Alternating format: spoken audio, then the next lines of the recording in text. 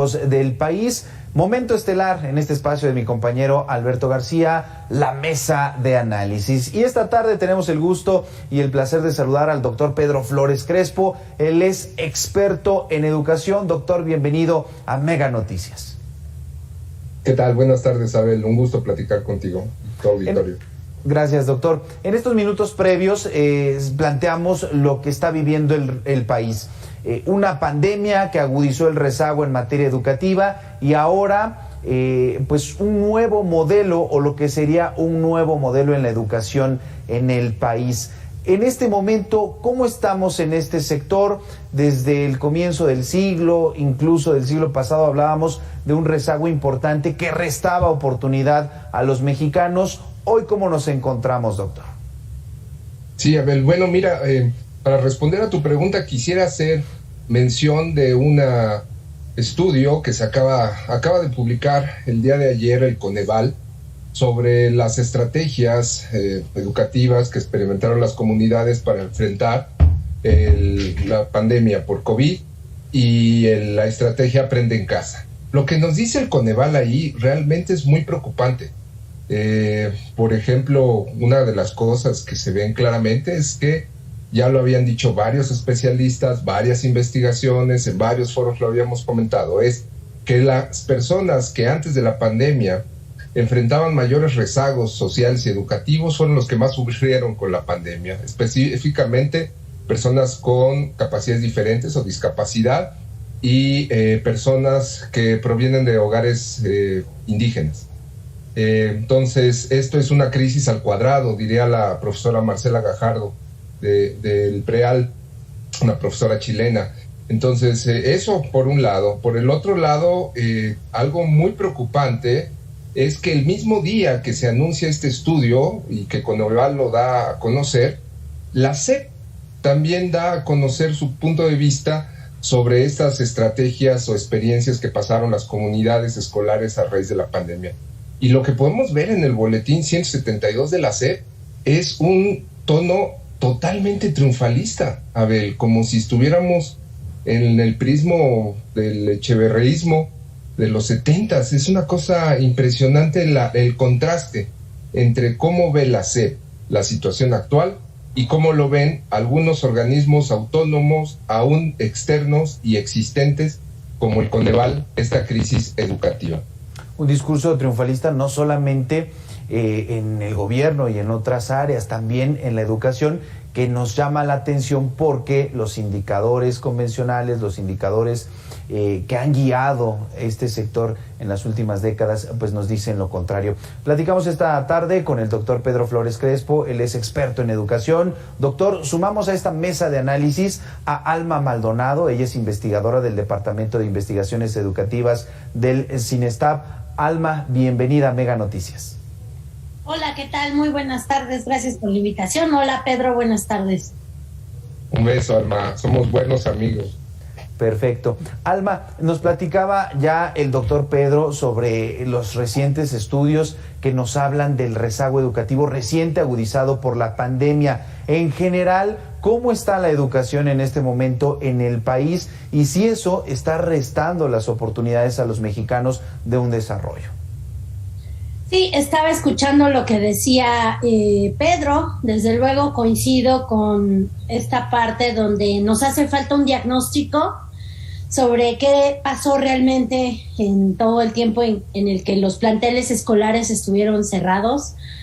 La verdad es que tenemos pocos estudios, algunos muy focalizados, pero no tenemos un gran mapa sobre el sistema educativo. Algunos estados han hecho un esfuerzo por hacer exámenes diagnósticos o una evaluación un poco más puntual de dónde dejamos, ¿no? Dónde nos quedamos y ahora dónde retomamos esta apertura de los planteles, con qué estudiantes y con qué docentes, porque también eso es importante. Entonces, desafortunadamente no hay, como digo, un mapa general sobre el país.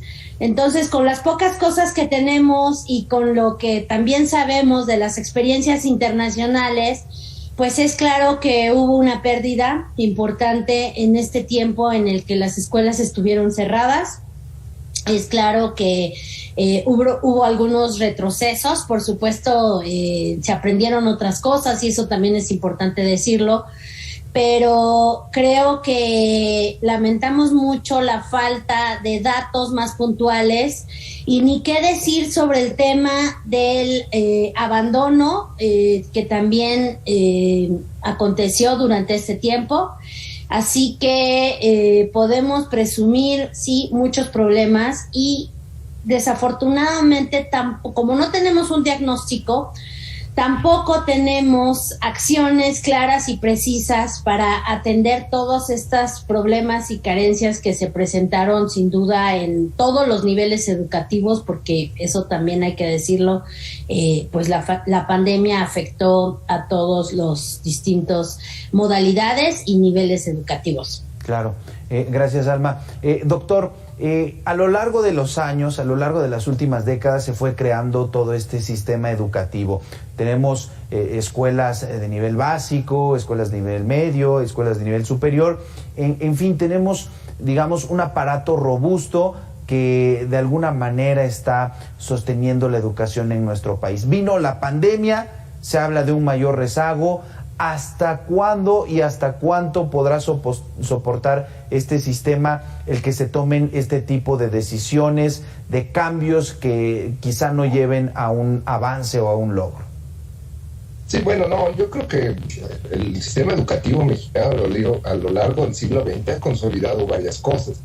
La gratuidad, la laicidad, la cobertura casi en su totalidad o la universalización en educación primaria, se han reducido las diferencias de aprendizaje en este nivel, pero no, hay grandes rezagos y había grandes rezagos antes de la pandemia. La secundaria, por ejemplo, era un nivel, una modalidad que alimentaba el rezago educativo. Los chicos 12, 14 años no les interpela la escuela, igual en bachillerato.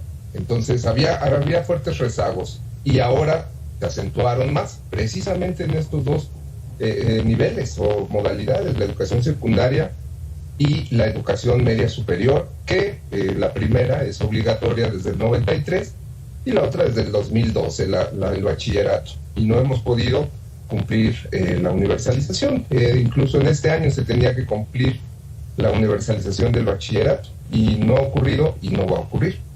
Yo creo que el golpe por la pandemia es un golpe muy fuerte.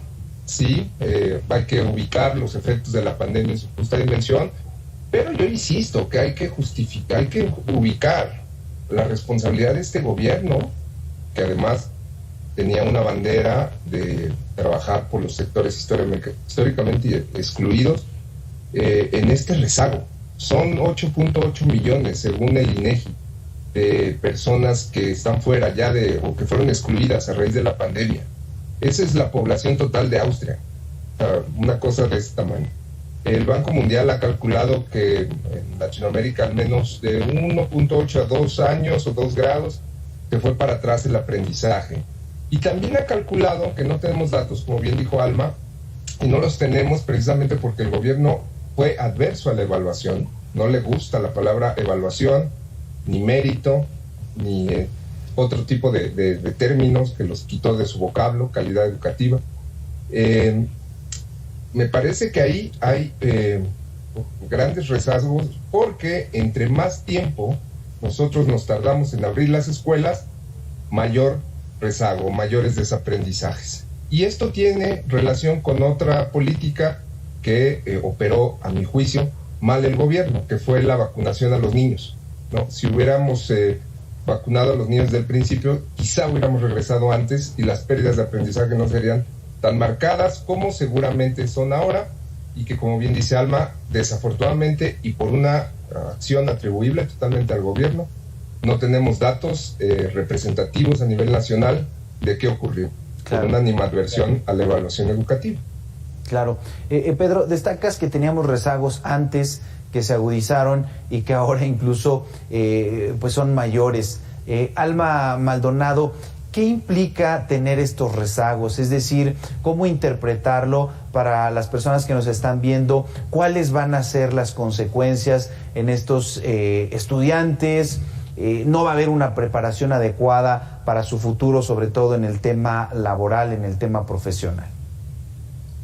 Bueno, en cada nivel educativo hay conocimientos básicos que las y los alumnos deberían de adquirir para continuar con su desarrollo educativo y académico, ¿no? Y esto está marcado en los planes y programas de estudios, y que, por ejemplo, en lectoescritura, hasta dónde debe de leer o comprender una lectura una niña, un niño de cuarto o de segundo grado de primaria o de sexto de primaria, elementos que les van a permitir ir armando y construyendo los conocimientos que vengan en el siguiente ciclo escolar. Y lo mismo pasa entre niveles, en la secundaria, conocimientos matemáticos, conocimientos del medio ambiente, de ciencias, etcétera. Cuando uno no tiene estas bases, entonces es muy difícil seguir aprendiendo otros conocimientos, o se dificulta mucho porque no se tienen esas bases.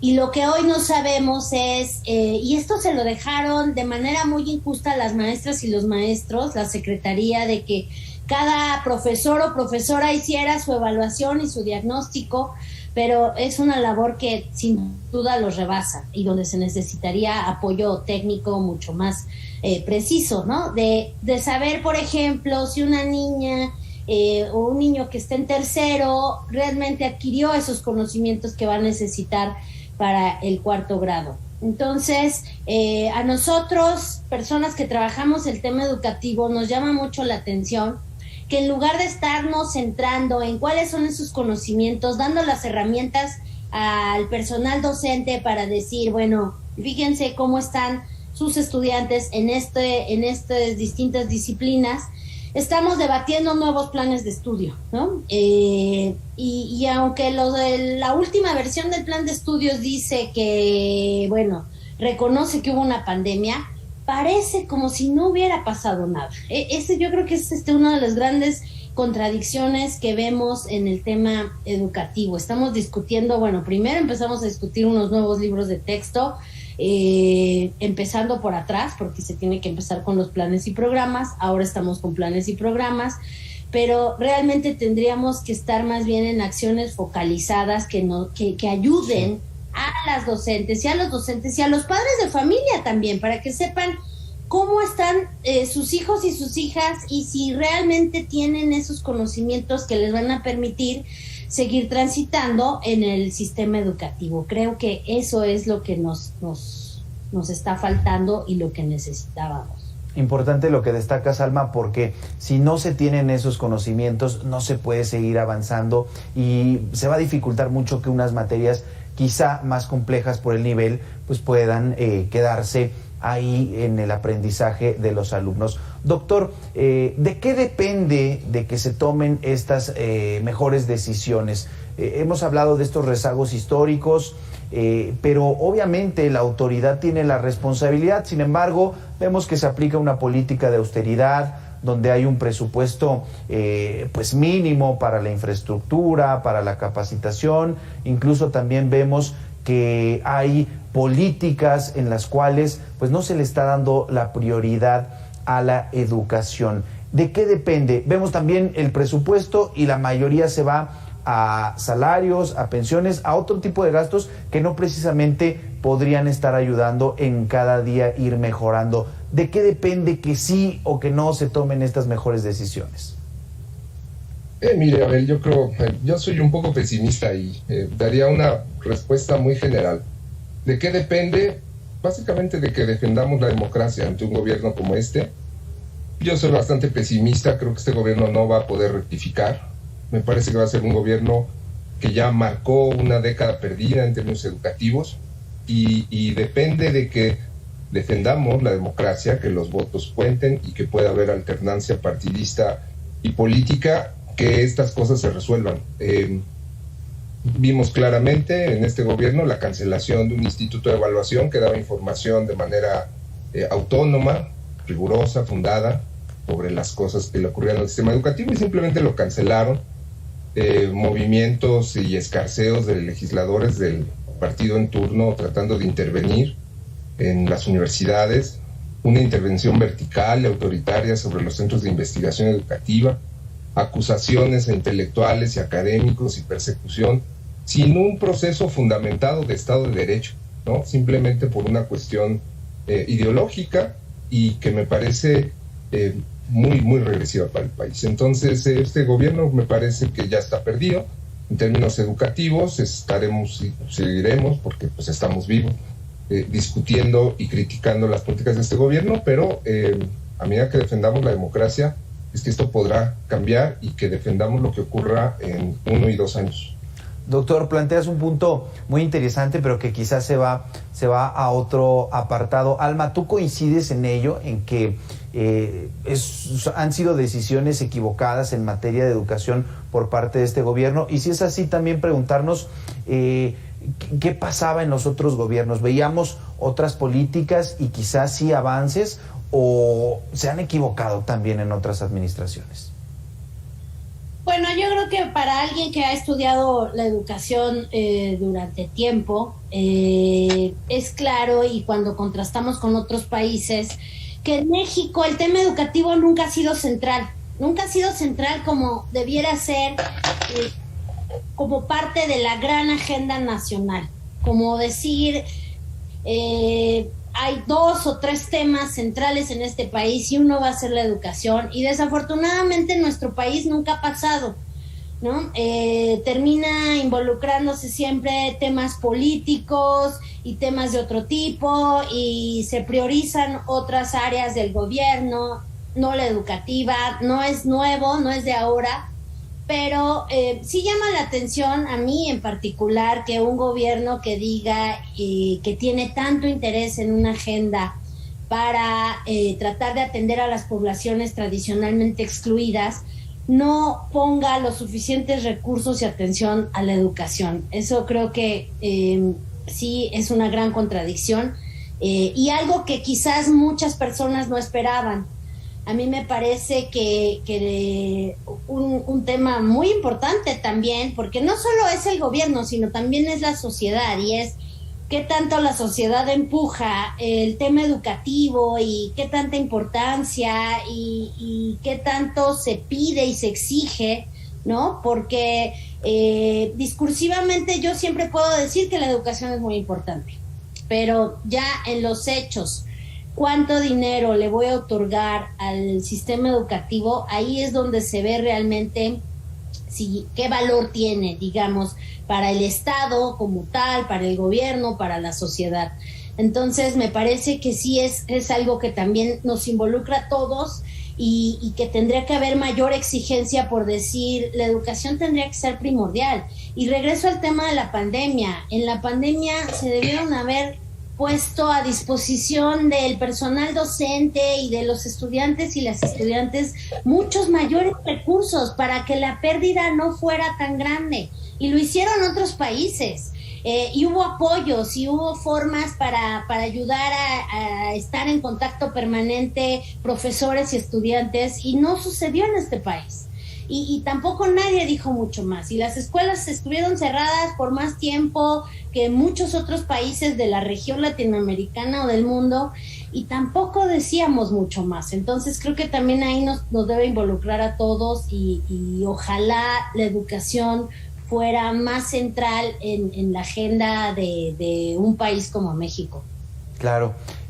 Agradezco a ambos estos minutos para Mega Noticias, y creo que hemos, por lo menos, si me permiten, concluido 3 puntos. Primero, aunque es un tema importante y todos dicen que así lo es, no es un tema central. Tanto este como los otros gobiernos, bueno, pues no le han apostado tanto ni en recurso ni en dedicación a la educación. Después, el siguiente punto, doctor Pedro, bueno, pues aunque seamos pesimistas o no, si está perdido este sexenio en educación, bueno, pues realmente entonces, ¿a dónde va el futuro de la educación? Y cerramos quizá con este punto, Alma, donde destacas que es necesario que los ciudadanos defendamos este derecho, exijamos este derecho, porque si no, bueno, pues finalmente las autoridades no lo garantizan. Agradezco a ambos estos minutos, al doctor Pedro Flores Crespo, experto en educación, y a Alma Maldonado, y es investigadora del Departamento de Investigaciones Educativas del CINESTAB. A ambos, muchas gracias.